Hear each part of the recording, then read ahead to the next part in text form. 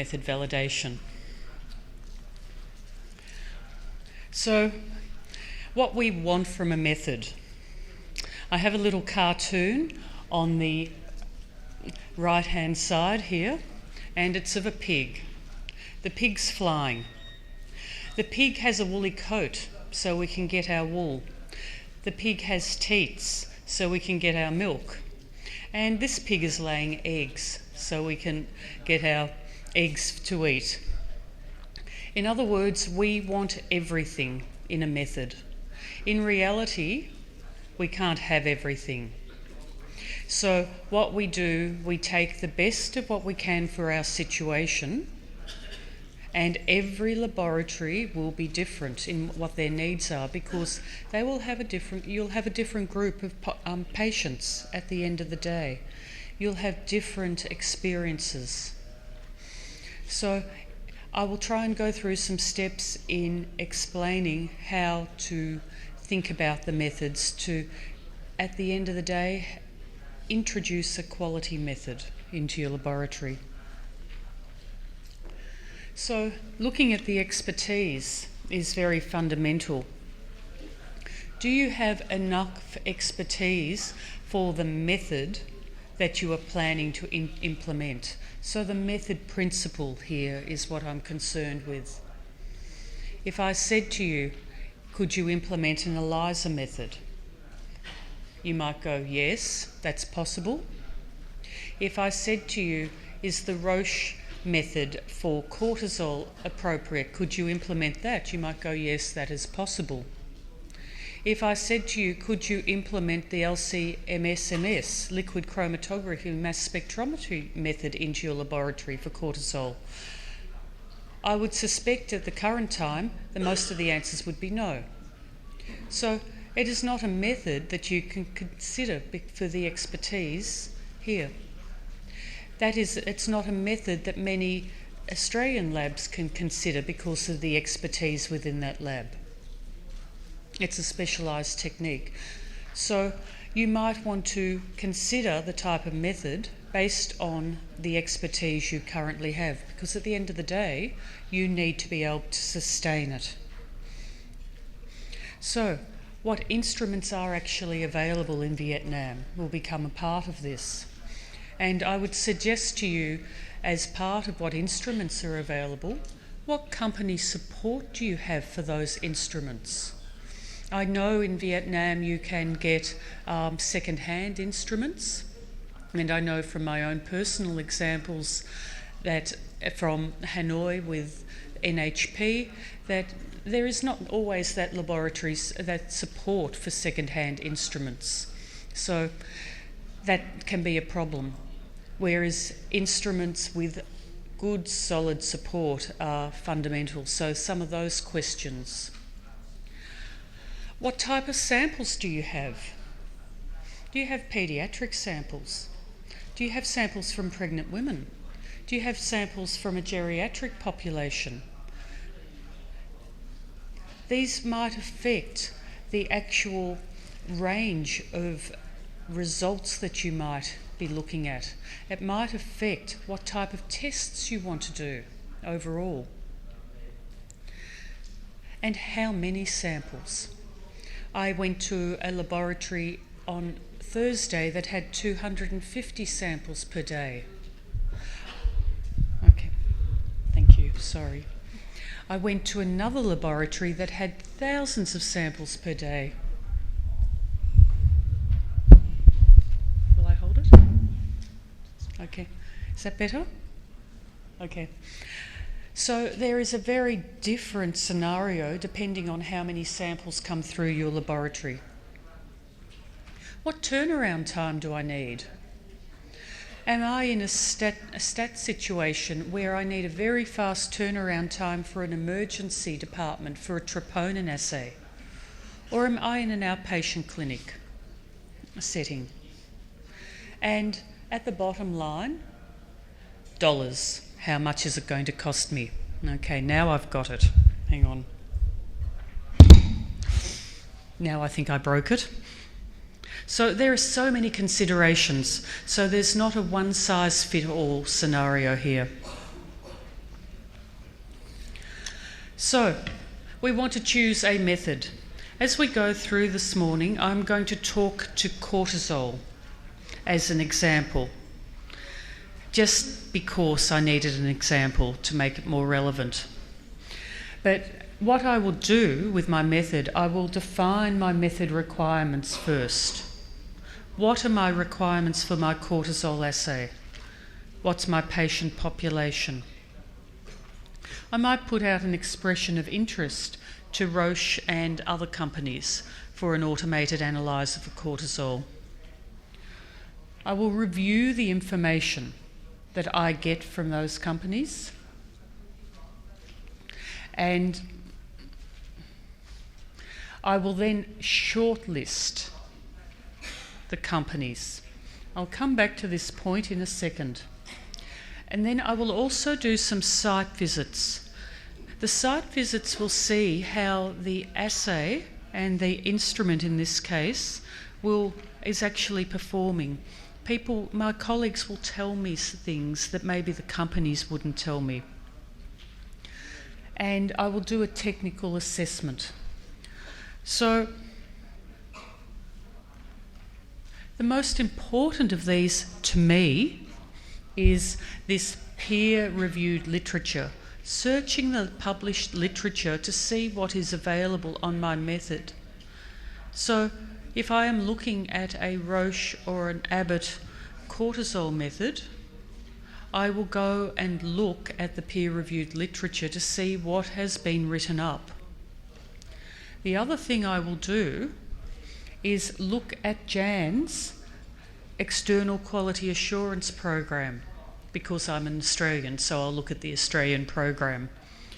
You might look at your Biorad or your Randox program, and you can see how well people are performing as a group for that instrument. So I'll show you some examples now. So if we start off with the Quality Assurance Program of Jan's and the cortisol example. A little bit hard to read up here, but what we actually have is a list here with an end of cycle report of all the instruments groups for cortisol, and they are ranked. At the very top of the rank is the LCMS method from RMIT. Straight down there is the next methods. They happen to be Roche at this point. That's just the luck because I've chosen to talk about cortisol. And further down we have other methods. Now I can tell you if I'm looking at a method, I will be trying to look for the methods with the least imprecision. So I'll be looking at the top half. And that will guide me. And that will guide me in terms of shortlisting the companies. The other thing I'll be looking for is how many people might be performing these methods. So how much peer support from my colleagues I might have. Down the bottom is something that I routinely do. This is part of the peer-reviewed literature, and I will, in an Excel table, I will get my papers and I will collate them across the top, and then I'll put specific method characteristics that I'm interested in down the side, and I will look at these and see what really comes up with those papers. That will help me make an informed decision, both of these points. So, what characteristics of a method are important? There are basically three: the application characteristics, the methodology, and the performance characteristics. So if we look at the application characteristics, I've already talked about a number of these points, but the overall cost will be an important point. The type of specimen, the volume of specimen we might need. This becomes very important in some groups of patients. Our turnaround time, our workload itself, the equipment and the personnel, the space for the instrument. Our instruments, I'd have to say, seem to be getting larger in many ways for the central laboratory. The portability. Do I need an instrument that I can actually move around into a clinic situation? And most importantly, down here is safety.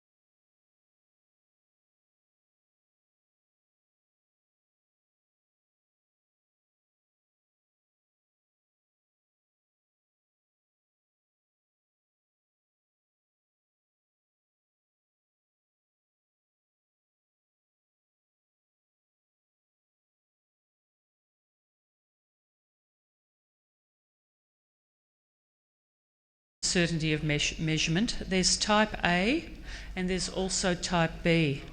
In practice, we do type A only at the moment. Type A relates to imprecision. Type B includes the bias. And bias is an extra step, an extra dimension. The type A imprecision, which is of the uncertainty, relates to our quality controls that we have run in those longer term studies and the CV, and effectively it's an expanded CV. So here is some biological variation data, and we have cortisol again via the ELISA and the mass spectrometry method. And we have our overall imprecision. I'll just look at the mass spectrometry down here for our low and our high. So we have a CV of 2.7 and a CV of 5 here. We also have biological variation data for cortisol, where we know the within patient biological variation, or within individual, is 20.9. And between individuals is 45.6 for cortisol. Our desirable imprecision is 10.5. So we can look at this point here and say, well, we are well within that desirable imprecision. Our desirable bias is 12.5 and our desirable total error is 29.8. Using this biological variation information, and for most of our assays that we routinely do, this is here on the Westgard website, so you can access this, makes our life easy in determining what is acceptable from our method validation experiment results. So to actually calculate fitness for purpose is the next point. We want to use our biological variation and compare it to our imprecision that we've calculated. We must have, as an absolute minimum, a CVA being analytical, that is less than 0.75 of the biological variation. And desirable is this 0.5 here. And that's the value that was on that chart on the previous page. Optimal is less than 0.25. So we can use these tools to help us determine whether our imprecision studies are acceptable. There are two analytes that this does not apply to: sodium and calcium. This is where the minimum, we can't even get there. But our assays are at their best performance, but they're still wider than the biological variation. So this is just a reminder. This is an old poster that I did, and looking at estradiol assays. Down on here we have a passing Bablock agreement test. And in this passing Bablock agreement test, if we look at the black line here, that is the line where everything would be matching, so identical results for both assays. Here we have one assay, and here we have another assay for cortisol. The blue line here tells us our original study of method comparison. And in this study, we had good agreement. We can see we have a systemic error here, but overall we have good agreement, and we are able to adjust our reference intervals appropriately, going from one assay to another. What we didn't do was, in this case, we didn't analyse any samples from preterm babies.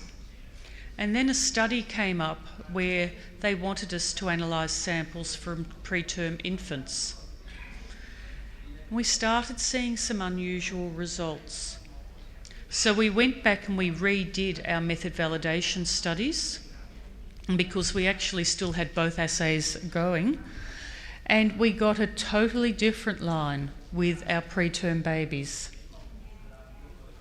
And now we have some interference in there that we were not able to explain at the time because we did not have the instrumentation to investigate it.